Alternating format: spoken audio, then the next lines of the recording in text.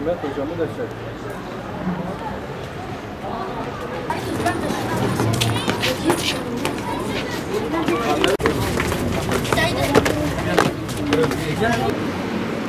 Bizleri yoktan var eden, varlığından haberdar eden,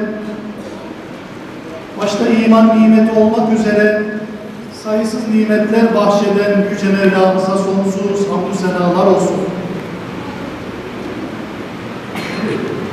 Hazreti Nuh Aleyhisselam Peygamberimizin kabrinin yanı başından alemlere rahmet olarak gönderilen Efendimiz Hazreti Muhammed Mustafa sallallahu aleyhi ve selleme salat ve selam olsun. Bismillahirrahmanirrahim.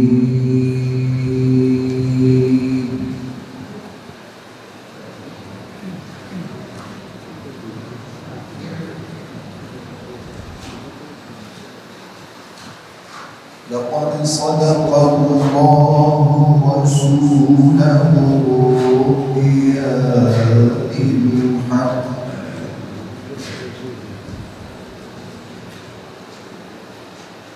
بالهدى ودين الحق ليظهره على الدين كله وكفى بالله شهيدا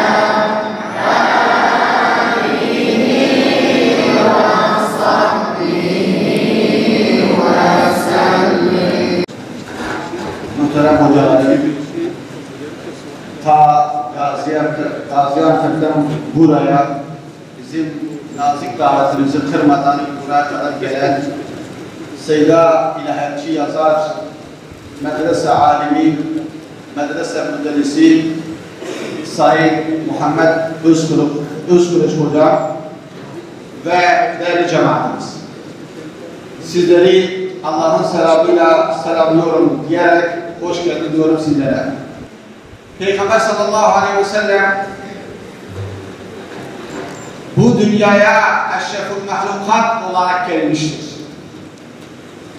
Başkanlığımız bu yılki temayı Peygamberimiz ve vefa konu tema olarak verilmiştir.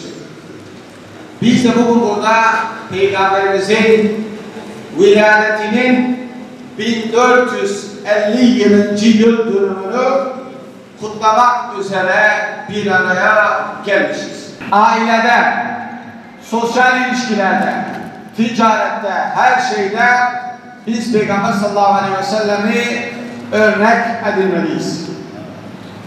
Sözü daha fazla uzatmadan bu zaman kısıtlamasına riayet ederek sizleri Allah'a emanet ediyorum der ve Esselamu Aleyküm ve Rahmetullahi ve Berekatuhu.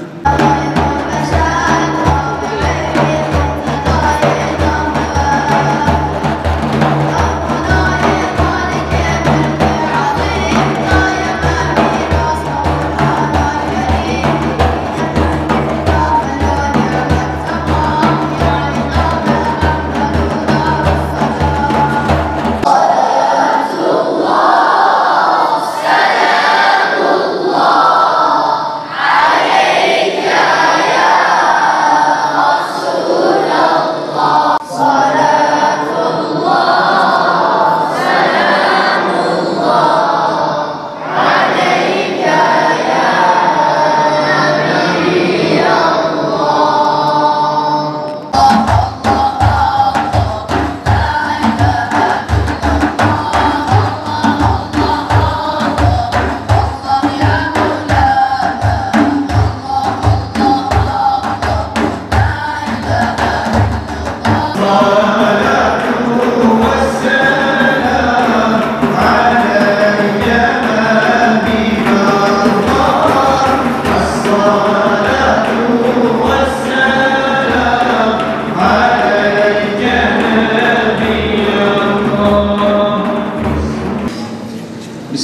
الرحمن الرحيم وما أرسلناك إلا رحمة للعالمين إن الله وملائكته يصلون على النبي يا أيها الذين آمنوا صلوا عليه وسلموا تسليما وقال النبي صلى الله عليه وسلم لا يؤمن أحدكم حتى أكون أحب إليه من ولده ووالده والناس أجمعين صدق رسول الله فيما قال أو كما قال.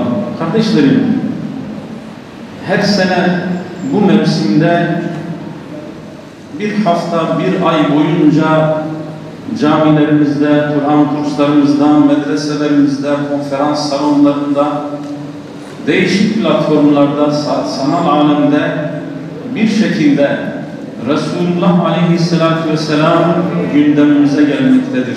Esasen onun çok daha yoğun bir şekilde gündemimize gelmesi gerekmektedir. Neden?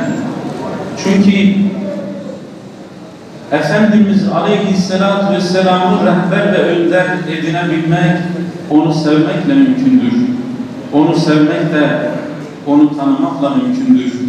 Tanımadığınız bir insanı nasıl sevebilirsiniz? Sevmediğiniz bir insanı nasıl örnek, önder ve rehber edinebilirsiniz ki? Kardeşlerim, bugün bütün insanlık sadece ümmeti Muhammed değil, bütün insanlık Resulullah Aleyhisselatü Vesselam'ın örnekliğine, önderliğine, rehberliğine muhtaç.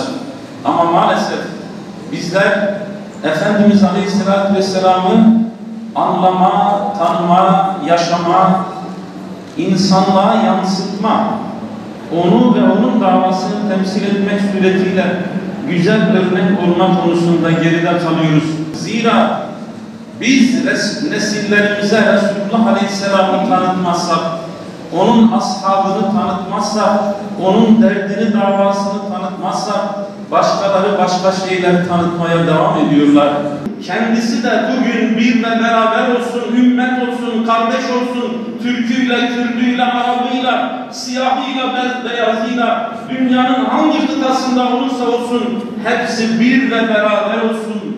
İşte bu Mevlid kandillerinin, Mevlid-i Nebi programlarının bize verilmesi gereken derslerden bir tanesi budur.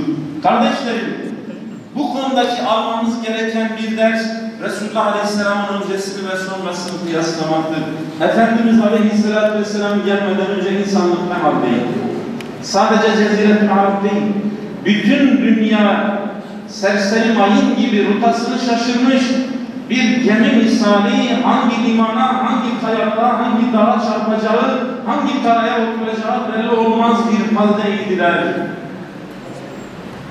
Gücü yetene, zulüm ve zorbalık mı, içki, kumar, faiz mi, fuhuş ve ahlaksızlık mı, hangisini derseniz insanlık kavruluyordu cahiliye vahşetinin içerisinde. Bir insan doğdu. Doğarken yetim, büyürken öksüzdü. Kim derdi ki bir yetim insan dünyanın kaderini değiştirecek?